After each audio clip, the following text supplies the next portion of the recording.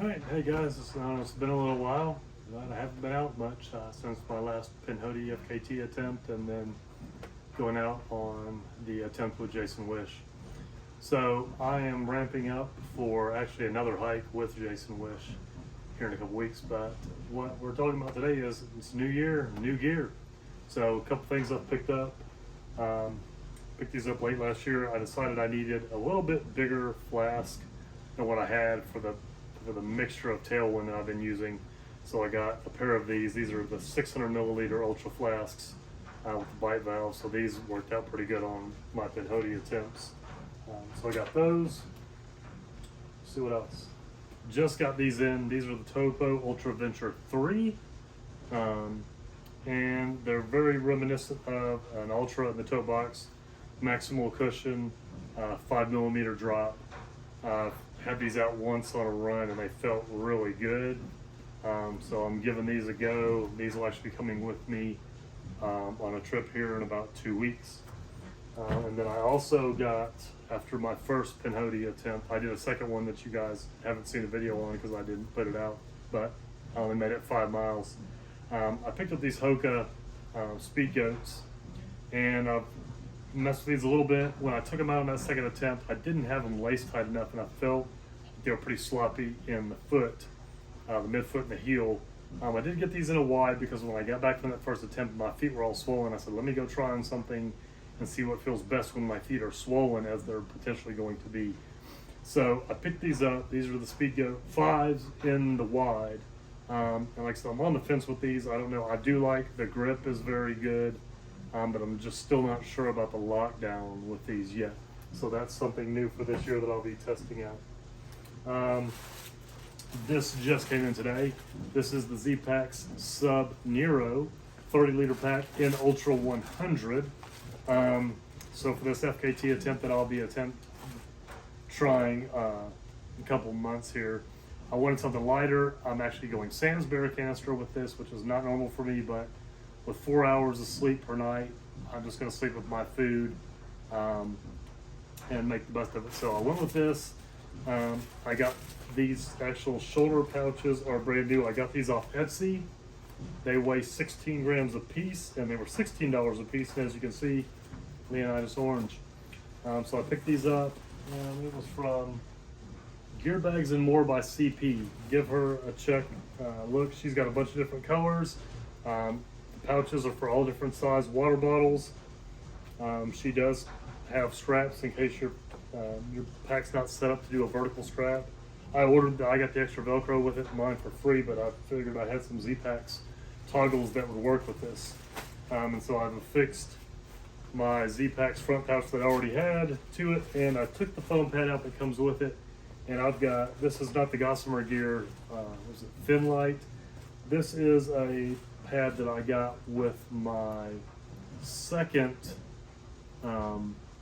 Bear Zeros 50. This is actually a 1/4 inch thick instead of an 1/8, and it's a 60-inch long and a 25-inch wide. So it's the same width as my long wide.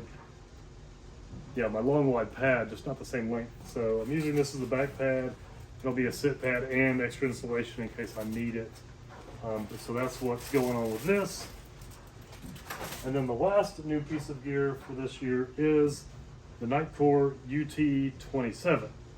So I've had a couple of the NU25s. I like them, but the problem I found on my FKT attempts were they're just not bright enough unless you run them full blast, not turbo, but high mode, and the batteries don't last that long that way. So this one is heavier. It is with the battery in it, it's 2.6 ounces. It does have a removable battery. It's got 2 different beams, a flood and a spotlight. It still has the red. It does not have the CRI flood like the NU25 has. But in the Pro kit, you got the headlamp, a battery, a second battery, which these are, it's called the HLB 1300. They're USB-C rechargeable, so that's why I went with these. Now, you can't, I don't think, charge it while you're wearing it like you could with the NU25, but since you've got 2 batteries, you can charge one and use the other one while you're running. It also came with this diffuser sack if you wanted to put this around it and use it in your tent It makes it kind of like a lantern.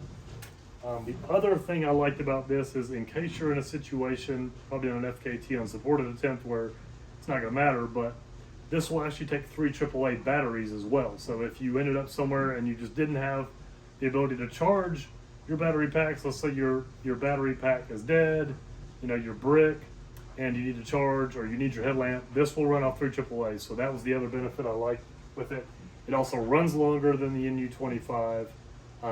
The low mode on this for the flood, I think, was 55 lumens, which the NU25 is only 38.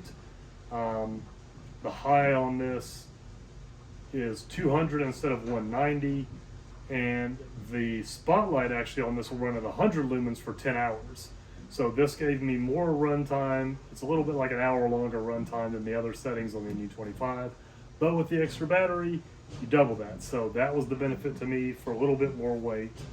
This also has the newer Nitecore headbands on it. It doesn't have the ultralight headband. I personally don't really like the cord. It just seems to put pressure in weird spots on my head, so I don't run with that.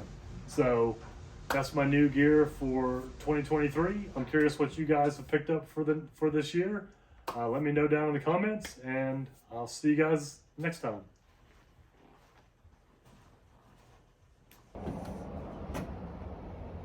So I forgot one piece of gear that I got because I've been wearing it for a while and didn't even think about it. I picked up this. This is the Garmin Fenix 6 Pro, or 6X Pro.